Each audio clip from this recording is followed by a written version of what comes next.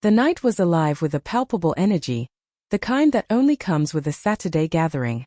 Soft music floated from the speakers, mingling with the clinking of glasses and the blended sense of perfume and laughter, curling through the air like smoke.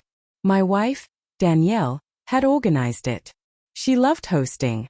She thrived on being the center, the one everyone admired for her effortless charm and quick wit. I had always respected that about her, until that night, when her carefully curated idea spiraled into something darker, something I could no longer overlook. I arrived a little late, still in my work shirt with sleeves rolled up, just in time to hear laughter ripple through the crowd.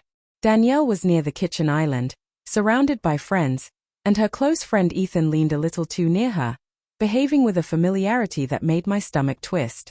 I had met him before, the type of man who believes charm excuses insolence. As I approached, his voice rose above the music. "Oh, look. The man of the hour, Danielle. How do you put up with him? Must be exhausting, huh?" Laughter followed, some genuine, some forced, most intended to sting. Danielle merely smirked, tucking a strand of hair behind her ear. "He tries," she said lightly, glancing at me. "But sometimes it feels like I'm raising a second kid." The crowd laughed again. Every eye turned to me, expecting a smile, a shrug, an easy pass. But I didn't comply. I studied her, really studied her, and felt a sharp twist of something deep inside. I walked over deliberately, calm and measured, picked up a glass from the counter, and said, "You're right, Danielle. You are raising a kid. Except tonight, he's about to learn how adults deal with disrespect." The laughter stopped immediately. The air thickened. Ethan straightened, his confident smirk faltering. "Whoa. Hey, man, I was just joking," he stammered. I tilted my head, a faint smile on my lips. "So am I. But the difference?" I let the pause hang. Mine actually lands. A few guests coughed nervously, most froze completely. Danielle's smile vanished, replaced by fury. "You're overreacting. Apologize to him right now or we're done." That single word, done, hit like a blow. She spoke it casually, as if ending our marriage were just another quip for the audience she had assembled. I remained silent, then set my glass down, squared my shoulders, and replied evenly, "Okay." Her confusion was immediate. "Okay, what?" I met her gaze without flinching. "Okay, we're done." The room seemed to stop breathing. Ethan muttered, "Man, come on. It was just a joke." I turned to him, voice cold. A real man doesn't hide behind jokes when he disrespects someone else's wife. "But I guess that's not really you, is it?" His face turned red, and he looked away. Danielle's eyes filled with tears, her confidence crumbling. "You're embarrassing me," she whispered. I offered a faint smile. "No, Danielle. You did that all on your own." Without another word, I left the party.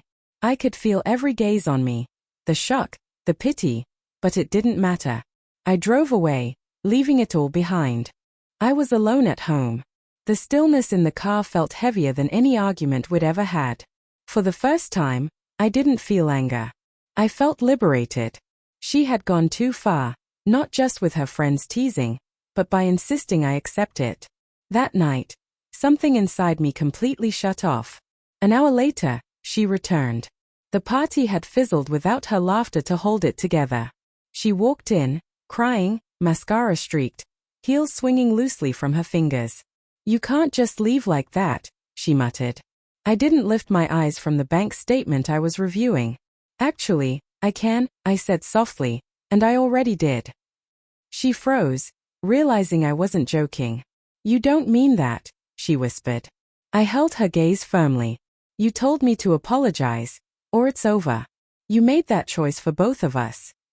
She sank to the floor, knees drawn up, sobbing. "It was stupid. I didn't mean it. Please. I just wanted everyone to laugh." Her voice broke on the word please. I crouched down to her level, my voice gentle yet unwavering. "You tried to make me feel small in front of everyone. You wanted to see how far you could push me before I broke. Well, now you know the answer." She reached for my hand, but I stepped back. Ethan didn't humiliate me. Danielle. You did. And now you have to face what that means.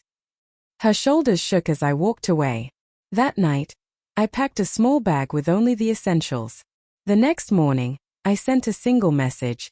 You wanted it done. Now you know what it really feels like. By evening, her calls shifted. Anger gave way to pleading, defiance to regret. But I didn't respond. For the first time, I let silence speak, the same silence that had filled the room when her joke had failed and her pride finally crumbled. She wanted control that night. She wanted to prove she could put me in my place. And now, she felt what that really meant.